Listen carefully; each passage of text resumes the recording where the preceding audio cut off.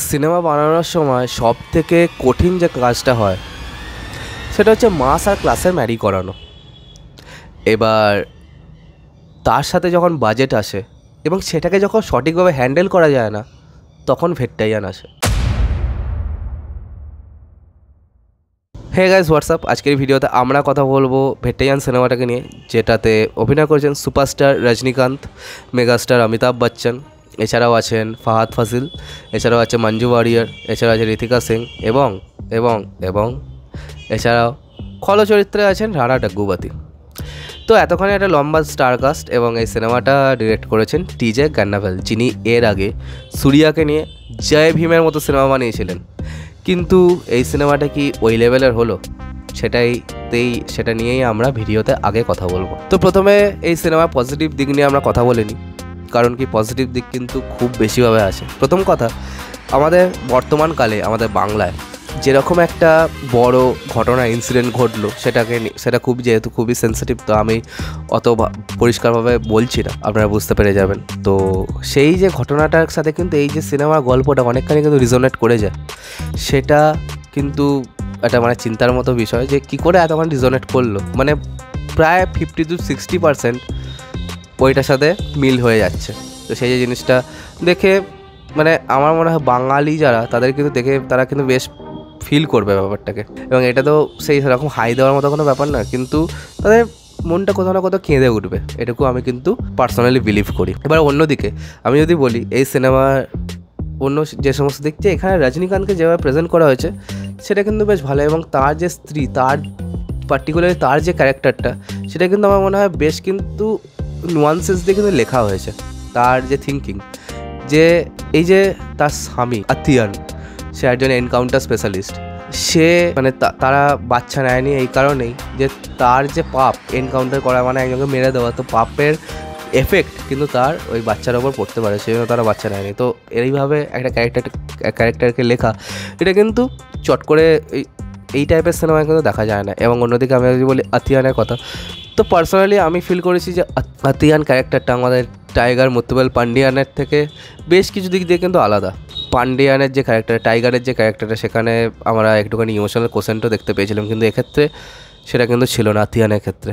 তো সেই যে জিনিসটা আমাকে কিন্তু দেখে বেশ ভালো লেগেছে। এবং পার্সোনালি আমি এই যে ক্যারেক্টারটা জার্নিটা, এই চরিত্রটা কিন্তু নিজেকে রিডিম করতে করতে যায়, সেই জিনিসটা কিন্তু আমার দেখে বেশ ভালো লেগেছে। যেখানে পারফরমেন্স কিন্তু রজনীকান্তের বেশ ভালো ছিল। অন্যদিকে আমি যদি বলি ফাহাদ ফাজিলের কথা, তো ফাহাদ ফাজিল এই মুহূর্তে দাঁড়িয়ে আমাদের দেশের অন্যতম সেরা অভিনেতা, কিন্তু তার কাজ কিন্তু আমার বেশ ভালো লেগেছে, এবং I really liked him in the entire movie. আমার মনে হয় যে এই মুভিটার যদি সবথেকে বড় পজিটিভ পয়েন্ট কেউ হয়, তাহলে আমার মনে হয় ফাহাদ ফাজিল নিজেই।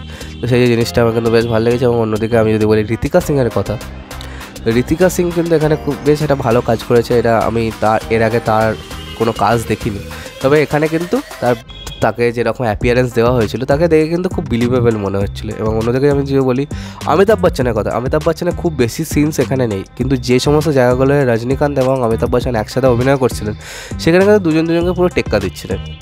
ঠিক আছে, সেইটা দেখে খুব ভালো লেগেছে। এবং অমিতাভ বচ্চনের যেরকম একটা চরিত্র ছিল, সেটা কিন্তু আমাদের বর্তমান সমাজে সেই রকম মানুষদের কিন্তু খুব প্রয়োজন, সেই জিনিসটা এখানে দেখানো হয়েছে। এবং রানা ডাগ্গুবাতির কথা যদি আমি বলি, তো সেটা I think that would be a negative point, কারণ কি রানা ডাগ্গুবাতিকে প্রথমত সেভাবে স্পেস দেওয়া হয়নি। সিনেমাটা অনেক পরে তিনি আসেন, এবং সেই যে একটা মিনিয়ান্সিং ভিলেন, তার যে অ্যাকশানগুলোকে আমাদের বোঝানো হয়েছে।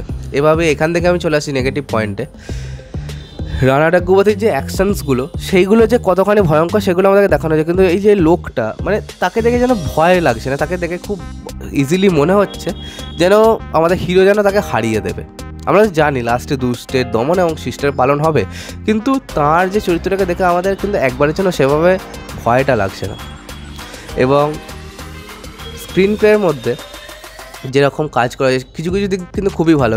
এই যে দুটো পার্টিকুলার ব্যাপারকে তুলে ধরা, এবং এই যে স্টুডেন্টদেরকে নিয়ে যে বিজনেস করার যে ব্যাপারটা, এটাকে তুলে সেটাকে নিয়ে কথা বলা, এটার জন্য কিন্তু ডিরেক্টরকে পুরোপুরি হ্যাটস অফ জানাতেই হয়। কারণ কি তিনি কিন্তু খুব ভালো একটা কাজ করেছেন। এতখানি ব্রেভনেস দেখানো কিন্তু দরকার, ফিল্ম মেকারদের কিন্তু এই কাজটা করা কিন্তু উচিত, এবং সেটা দেখে কিন্তু বেশ ভালো লেগেছে। এবং আমার মনে হয় যে এখন আমাদের দেশে এই টাইপের সাবজেক্ট কিন্তু বেশ রিলেটেবল। এবং অন্যদিকে আমি যদি বলি যে এই সিনেমাতে স্ক্রিন প্লেতে একটা প্রবলেম কি, যে ভিলেনকে ভালো করে কিন্তু সেট আপ করা হয়নি। একটা সময় হু ডান ইটের একটা ফরম্যাটটাকে ফলো করা হচ্ছিলো, কিন্তু তারপরে কিন্তু একটা টাইমে কিন্তু সেটা হোয়াই ডান ইট হয়ে যায়। এবং এই যে দুটো জনরার যে ব্লেন্ডিং, ঠিক আছে, সেটা কিন্তু ভালো করে হয়নি। মানে এই যে দুটো লাইনকে ধরে যে এগিয়ে যাওয়া, সেইগুলোকে যে ভালো করে ম্যাশ আপ করবে, সেই জিনিসটা আমার কথা মনে হয় যে ভালো করে হয়নি। এবং অন্যদিকে যদি আমি বলি একটা নেগেটিভ পয়েন্ট, সেটা হচ্ছে মিউজিক এখানে এত বেশিভাবে দেওয়া হয়েছে। এবং বেশিভাবে বলতে কি, মানে একটা চরিত্র হাজারবার তো তার এন্ট্রি দিচ্ছিস। মানে সিনেমার শুরু থেকে, মানে টিজে ক্যান্ডাবেল কেন এরকম করেছে আমি জানি না, একটা ক্যারেক্টারের এন্ট্রি হচ্ছে প্রায় 600 বার, বারবার তার এন্ট্রি দিচ্ছে, বারবার তার স্লো ওয়াকিং দিচ্ছে। মানে এটা দেখতে কিন্তু ভাল লাগে না। মানে 2 ঘন্টা 40 মিনিটের সিনেমা, বেশ কিছু পোর্শনস এরকম ছিল যে কেটে বাদ দিয়ে দেওয়াই যেত, কিন্তু সেই সমস্ত জায়গাগুলো কিন্তু রেখে দিয়েছে।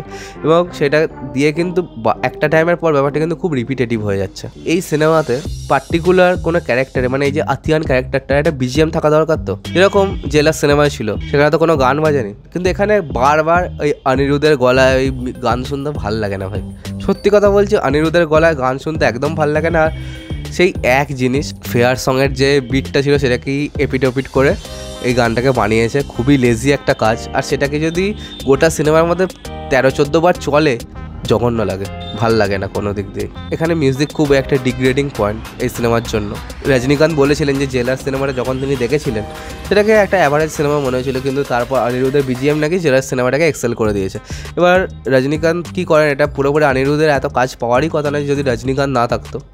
তো এই যে গোটা জিনিসটা, এই গানের ব্যাপারটা আমার কিন্তু একদমই ভালো লাগেনি। আমার কিন্তু পার্সোনালি একদমই গানটা জমেনি, গানের পোর্শনগুলো। এবার অন্যদিকে প্রবলেমটা কোথায় হয়ে গেছে, এই সিনেমাটার ডিরেক্টর একটা খুব সেন্সিটিভ ইস্যু তুলেছেন এবং তার সাথে নিয়েছেন একটা বড় স্টারকে, ঠিক আছে। এবার তাতে কি হয়েছে, তিনি স্টারকে এত বেশিভাবে ইন্ট্রোডিউস করাতে চেয়েছেন, মানে এতবার ইন্ট্রো সিন তার রেখেছেন, মানে তিনি ভালো করে মানে রজনিজমটাকে সেলিব্রেটও করতে পারেননি, প্রথম কথা। এবং অন্যদিকে একটা স্টারকে হ্যান্ডেল করা, সেগুলোও ভালো করে করতে পারেন। তিনি তার নিজের বক্তব্য রেখেছেন, হ্যাঁ এটা ঠিক, কিন্তু তার সাথে আমি তাহলে রজনীকান্তকে কেন নিলাম? এটাই আমরা তো নিচের সারির কোনো সুপারস্টারকে নিয়েই করে ফেলতে পারতাম, কোনো স্টারকে নিয়ে। তো সেই জিনিসটা কিন্তু খুবই একটা প্রবলেম্যাটিক ব্যাপার। এবং লাইকা প্রোডাকশানে কিন্তু এখন খুবই অবস্থা খারাপ যাচ্ছে, কারণ ভেট্টাইয়ান সিনেমাটা কিন্তু অত ভালো চলেনি। এটা সিনেমাটা কিন্তু একটা বক্স অফিস বম হয়ে গেছে। কী করে যে এত পয়সা খরচা হলো, এটা কিন্তু মানে এটা মানে কোয়েশ্চেনেবল থিং। কেন কি এই সিনেমাটার মধ্যে এরকম কোনো স্পেকটাকেল নেই যেটা মানে পাগলা করে দেবে, ঠিক আছে। ভিএফএক্সের কাজও সেভাবে নেই, তাহলে এত পয়সা খরচা হলো কী করে? এবং রজনীকান্ত খুব কম দামে কিন্তু এই সিনেমাটা বানিয়ে দিয়েছিলেন। এর আগে তার মেয়ের একটা সিনেমা ছিল, লাইকা প্রোডাকশন থেকে এসেছিলো, লাল সালাম বলে, সেই সিনেমাটাও পুরো জঘন্য হয়েছে। সেই সিনেমাতে রজনীকান্ত ছিলেন। এবং অন্যদিকে রিসেন্টলি তো ইন্ডিয়ান 2 হয়েছে, যেটা খুবই বাজে বক্স অফিসে মানে ফল করেছে। এবং তারপরে এই সিনেমাটা, মানে লাল সালামের ফেলিওরটাকে মেকআপ দেওয়ার জন্য ভেট্টাইয়ান সিনেমাটা কিন্তু রজনীকান্ত অনেক কম ফিসে করে দিয়েছিলেন, কিন্তু এই সিনেমাটাও ফ্লপ করে গেছে। তো জানি না লাইকা প্রোডাকশন আদৌ থাকবে কি না কয়েকদিন পর। এবার ইন্ডিয়ান 3 আসছে, তারপরেও এছাড়াও তাদের পাইপলাইনে অনেক প্রজেক্ট আছে, কিন্তু দেখা যাক, হোপ ফর দ্য বেস্ট। একটা বড় প্রোডাকশন হাউস যদি এভাবে ডুবে যায়, তাহলে কিন্তু খুবই চাপের হয়ে যাবে। তো চলো, সব মিলিয়ে ভেট্টাইয়ান সিনেমাটা কিন্তু একটা ভালো cinema, good to watch cinema, কিন্তু বেশ কিছু নেগেটিভ অ্যাসপেক্টও আছে এই সিনেমাটা। মানে পজিটিভ আর নেগেটিভ দুটোই কিন্তু সেম ব্যালেন্সে আছে, কোনোটাই কিন্তু একে অপরকে ওভার পাওয়ার করে যাচ্ছে না। সব মিলিয়ে ইট ওয়াজ আ গুড মুভি। তো চলো, আজকে এই ভিডিওটা এখানে শেষ করলাম। কমেন্ট করে জানাবে তোমাদের এই ভিডিওটা কেমন লাগলো, আর সাবস্ক্রাইবটা প্লিজ করে দাও, যাতে আমার সাথে তোমাদের আবার দেখা হয়। Bye bye.